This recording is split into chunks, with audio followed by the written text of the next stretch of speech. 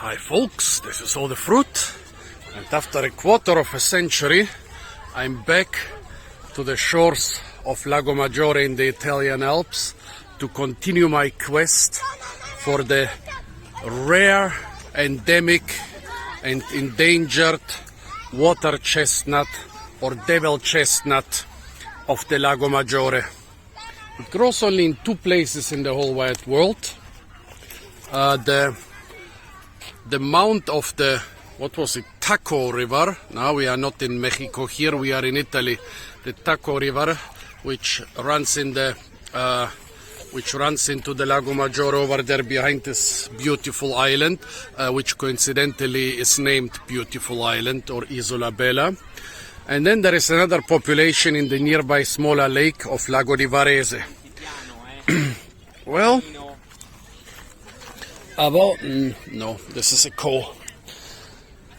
In March 1999, I still remember it exactly, I walked on a beach in Lago Maggiore.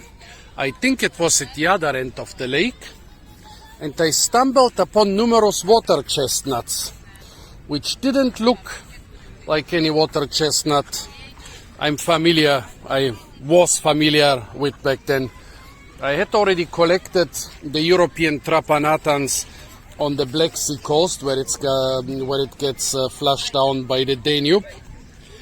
I had eaten the East Asian Trapa in Chinese restaurants, and I've seen pictures of Trapa. And when I found water chestnuts here on a beach in the Lago Maggiore, I didn't expect it. We are just going on a drive all around Italy, or maybe we were coming back. If we were going, it was March. I'm at a children's playground, by the way. If we were going, it was March. If we were coming back, it was April. But definitely 1999. And then, of course, on our way, we decided also to visit the incredibly beautiful Lago Maggiore. And on such a beach, I just could collect them. You know, at the Black Sea coast, you had to look for minutes to find one single water chestnut. Especially for a good one, you had to look much longer. But here I could collect them like crazy. And then I checked them, and they didn't look like European water chestnuts. I thought, what is this? And then I remembered Trapa. They had 2 horns, well, like the devil. That's why they used them for rosaries. Don't ask me why. I don't get Catholic logic. So I thought it's Trapa, but Trapa is from East Asia. I thought, well, they have botanic gardens on those islands. So this thing is probably being cultivated in the botanic gardens. But the amounts of water chestnuts on the beach were too much for something coming out of a botanic garden. So I decided, finally, during the video, always the best things come during the video. So I decided that they must have escaped from a botanic garden and that then got established somewhere on this giant lake. Major Lake is the is the translation of the name, more or less. And then I went back. Back then the internet was a thing, but it wasn't so easy to use, and there was not so much information, and I was not very adept with the internet. Not that I'm right now. And so I thought, invasive Trapa. And now, like 2 years ago, that would have been 23 years later, I decided to follow up those things. And started researching, because I was coming to the nearby Lago di Como and wanted also to visit Lago Maggiore. I started researching for this water chestnut, and it turns out, nope, it's not an invasive Trapa. It is actually, well, it was treated as its own species in the 19th and early 20th century, Trapa verbanensis. Verbania is this beautiful town there in the background. The mother of the chestnuts. Coincidentally, the island in front of Verbania is called Isola Madre, or the Mother Island. Yeah, they have nice names here. I mean, they live off tourism, so yeah. Well, it was treated as its own species, but nowadays it's considered rather a subspecies or variety, which I don't really accept because it looks totally different from the European chestnut. Well, and so right now, 25 years and 3 months later, I'm coming here to Lago Maggiore. It's already getting dark, and I'm starting to search the first beach where I arrive. And unlike 25 years ago, and I don't feel a single day older. Unlike 25 years ago, I find a lot of different things. Here we have some walnuts, but this is not Juglans regia. This is something else. There are thousands of fancy parks and mansions around Lago Maggiore and several world-famous botanic gardens. So whatever you find here, the chance that it's native, it's quite low. That's why I never believed that the water chestnut would be native. Okay, so some crazy walnut. I don't know exactly which one. Could be the Buart nut or some other nut. No idea. Several different versions of it. A huge, most probably walnut, English or Persian walnut, and a surprising amount of calyxes of kaki or Sharon. I also found normal chestnuts. They are maybe not native to the area, but they have been growing here at least since the Romans. I found the closely related beech nuts, and I found the also closely related hazelnuts, and then some sort of tuya cone and the pine cone. This is probably Scots pine, which is native to the area, or maybe it's alpine pine, Pinus sylvestris or Pinus mugo. Well, this is not native.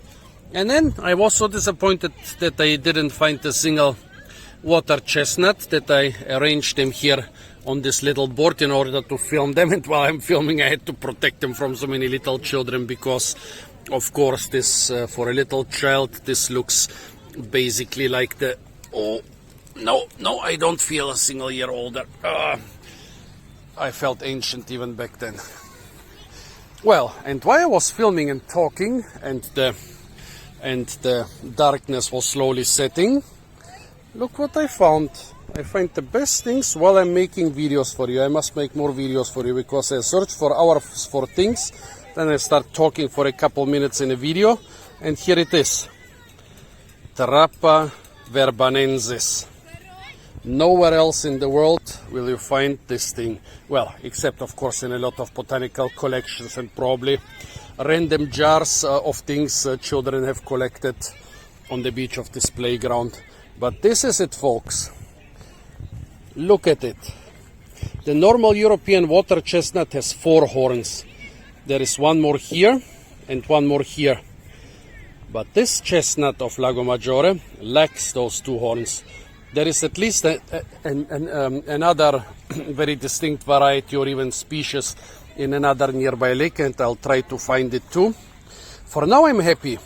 One devil chestnut is better than no devil chestnuts. And tomorrow I want to go. It seems those water chestnuts don't grow here in the lake proper, they just grow in the estuary of the Taco River over there behind the beautiful island. And it's a protected area, so I cannot rummage around there absolutely unopposed. But I want to find those things. Since then I have found one wild population of the European Trapa natans. I've bought the Trapa bicornis on Asian markets, even with shells. I've even found it being grown in a botanic garden in Asia, but I've never seen in my life a plant of Trapa verbanensis. Well, and no, I'm not sending seeds, and also the seed is dead already. It's July, they ripen in autumn, so this has been drifting around all the time, and yeah, it's full of sand and it's dead. And now in July I will not be able to find you more devil chestnuts, and even if I was, I wouldn't smuggle them just for you. It's really starting to get dark, but I'm on the next beach. What new? What new knowledge or information. Can I... okay, one of those is bark, the other one is slack. Well, there is nothing new and exciting I can find here, but still I am a hoarder. I am a magpie. And rare nuts, yeah, and nuts for rare nuts. I want more of those rare nuts. Okay, I think I'm probably getting foraged in a moment. Okay, I'm not gonna be dinner tonight. Or maybe I am, who knows? His choice, not mine. Now I'm in the habitat of the water chestnut. Crossing the first little river. I don't even know the name. There are some floating plants in the water. However, the leaves look nothing like water chestnuts. Basically, I'm looking for such rosettes, but the leaves should be serrated and not ovoid like those. However, this really is the perfect habitat. Of course, there is a small chance that... No, but if Trapa verbanensis had such leaves, so different from all other water chestnuts, and also such different fruits, nobody would dare to demote it from a species to a variety. Yeah, basically looking for such rosettes with slightly different leaves. Reaching the toke or toche near the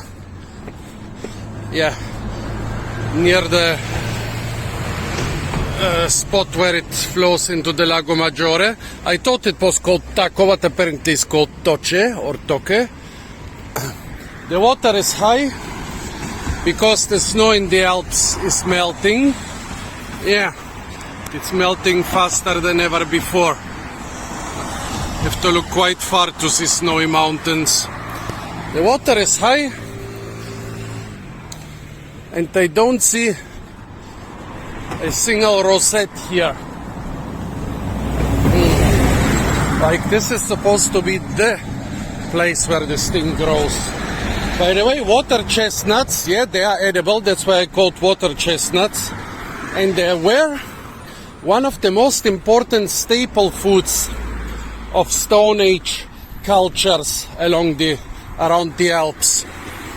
Like the Stone Age cultures here south of the Alps and also north of the Alps, like in Italy, Switzerland, Germany, Austria, they used to build their stilt houses usually in the lakes or in swamps. Area not so good for agriculture, yeah, good for fishing and so on. And so, yeah, one of the most important staples was the water chestnut, especially in warmer periods, where it was favored by the warmer periods. Basically, around those stilt villages, there are giant old piles of water chestnut shells, just like seashells around some other villages, especially Stone Age, but also modern villages around the world.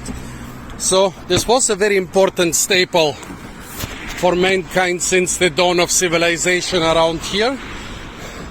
Pity it's threatened now by habitat destruction and pollution and so on. However, it might be one of the plants that gets favored by climate change. Let's see, so nothing here, but I have one third place, which is my best bet for finding the water chestnut. A lot of strange and invasive plants in this super mild climate around the alpine lakes.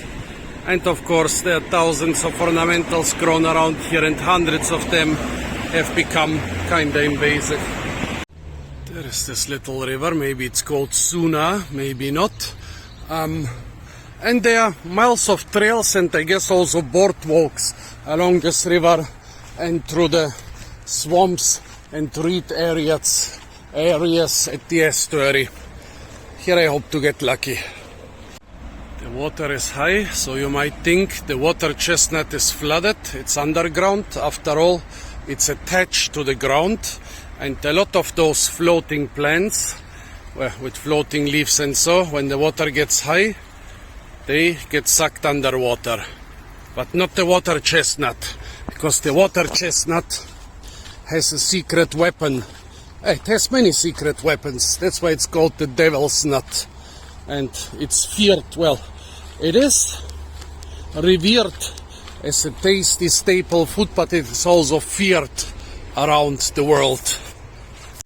The amount of invasive plants is incredible.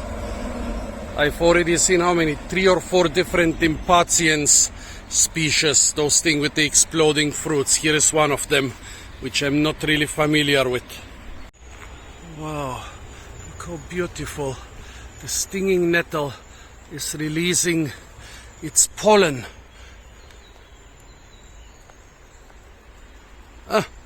Now it's not doing it anymore. There were beautiful little clouds of pollen coming on off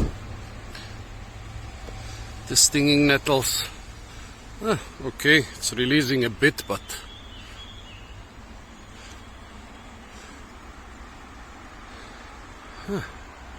interesting.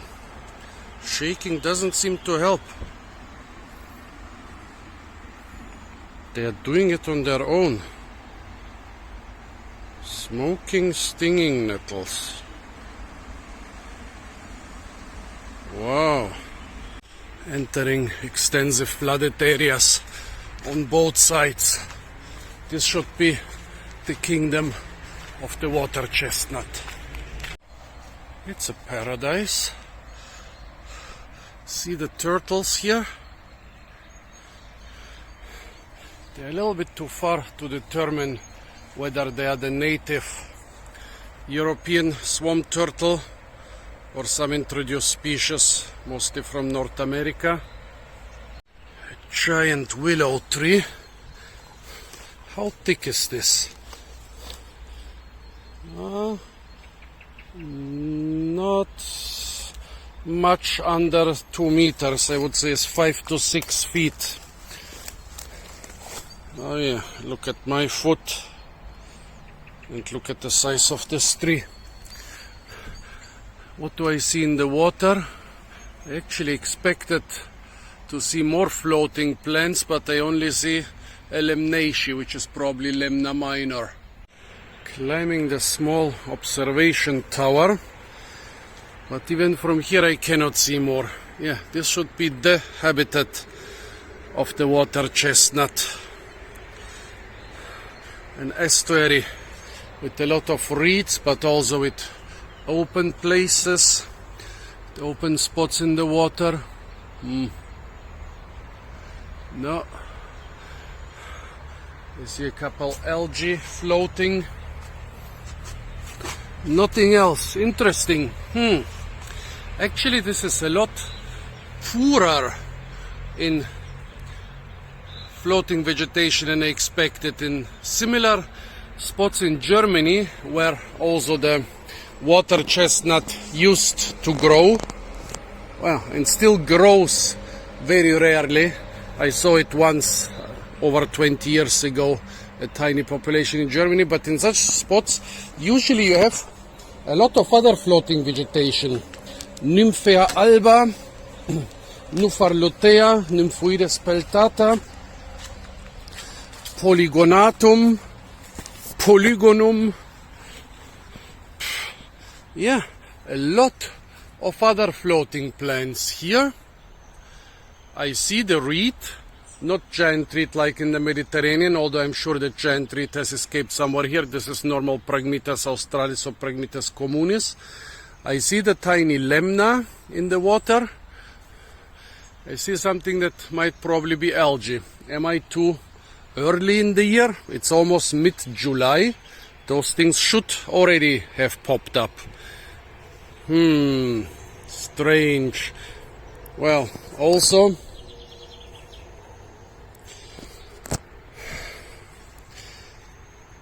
This one single old water chestnut I found, compared to the handfuls I was able to collect just in minutes 25 years ago. It looks like the habitat hasn't changed much in the last decades, but still, is it possible that it's becoming extinct? That would be very sad. Since I already mentioned it, let's talk about the secret weapons of the water chestnut. Well, one is a weapon with which it can negotiate changes in water levels of up to 2 meters. Unlike other floating plants, the water chestnut doesn't have a straight stem, but it's actually a spiral. Basically like the old telephone cords. If you have the older generation, when the phone still had tails, usually the receiver was attached to the body of the telephone with a spiral cord. And the water chestnut also has a spiral cord. Well, what is this? Some Riccia fluitans or something like this. It's a moss that grows in the water. Was it Riccia fluitans? Yeah, I think this is some moss growing in the water, but still. I got it. I always find the best things while I'm talking on the video. I told you, it might be just one tiny plant, but it is definitely the water chestnut. Well, two tiny plants actually. Oh well. Oof. But, oh, and here is a frog. Oh, and another frog. Oof. Yeah. Well, I will not be able to go near those water chestnuts, but at least, well, one is probably not a water chestnut, but the first one I saw definitely is. Oh, I hope I'm not gonna fall into the water on video. You would like that, wouldn't you? See, here it is. A small young rosette of the water chestnut flowing on top of the water. Yeah, I know my zoom sucks. Come on, but you shouldn't suck that much. Focus. Focus.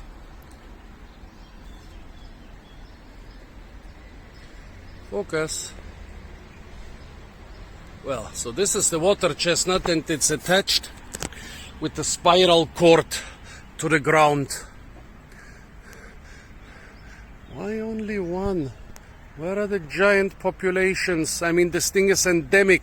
It grows here and in one other spot in the world.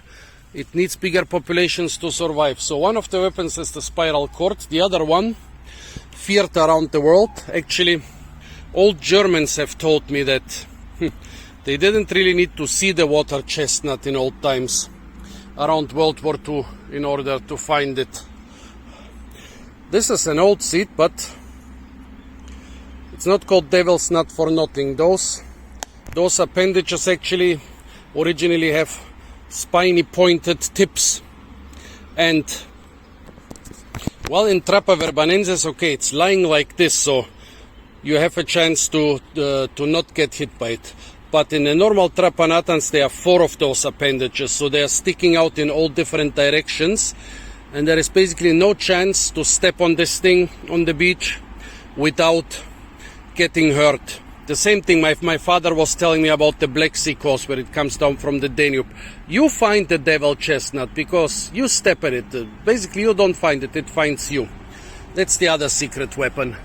And now let's do one more attempt at focusing. Focus. Nope, I can't. Why only one? That's not a sustainable population. There should be thousands here. Basically, in old times, people used to scoop it up with cashers and pans and baskets from the water. Pity. Trying to find a few more in the water. By the way, of course, those spines are not meant in order to torment you or me. or anybody else walking barefoot on the beach. They are meant for the plant to anchor itself in the water, in the mud, and be able to sprout, because it's, the rosette is floating on the surface, but it's firmly attached with this telephone cord to the mud. Okay, here Lemna, Riccia, here is some Spirodella. But apart from that, not a lot of floating vegetation. And unfortunately, it seems no more water chestnuts. Technically, this was a successful quest. Yeah, technically. I found one water chestnut lying on the beach, and I found one small water chestnut rosette in the water. Very disappointing and very, very concerning. I mean, for a plant with quite far distribution like the normal water chestnut Trapa natans, this would be already concerning enough that another one of the populations is dying out. But for the endemic Trapa verbanensis, remember, it grows only here in this estuary and in a nearby small lake, and nowhere else in the world. Very sad, folks. Very sad. I hope they would spot more from this little bridge, but no. Very, very sad. Walking for quite some time along the little river, along a big road, but the big carpets of water chestnut rosettes I was expecting haven't materialized yet. A little spot where it's possible to go near the water. A lot of floating lemnaceae. No water chestnut. Another spot. The water covered with lemna. A lot of invasive exotic plants around here. But for now,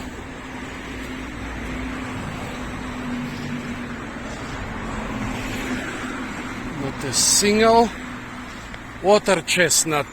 So that's the end of those areas with reeds and a lot of aquatic vegetation. Here, officially the good quality habitat for the water chestnut is ending in the open waters of the sea. It's not supposed to be competitive. A couple rosettes down there, but I think this is some sort of mint, not water chestnut. Here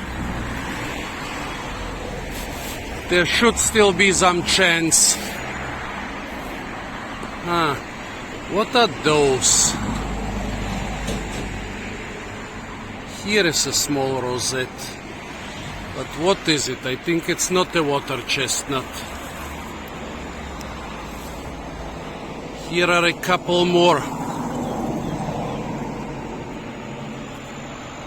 Same thing, I don't think they are water chestnuts. Anything closer by? It's really concerning, folks. Only one little rosette. Nothing. Here I'm pretty sure I can spot two more plants. However, going down here it would be pretty suicidal. But yeah, I think those are two more plants. Yeah, sorry, bad zoom, bad phone. I think there could be 2 or 3 more rosettes over there, but it's too far for me. I need either a decent camera or binoculars. The open sea. No more chance from here on.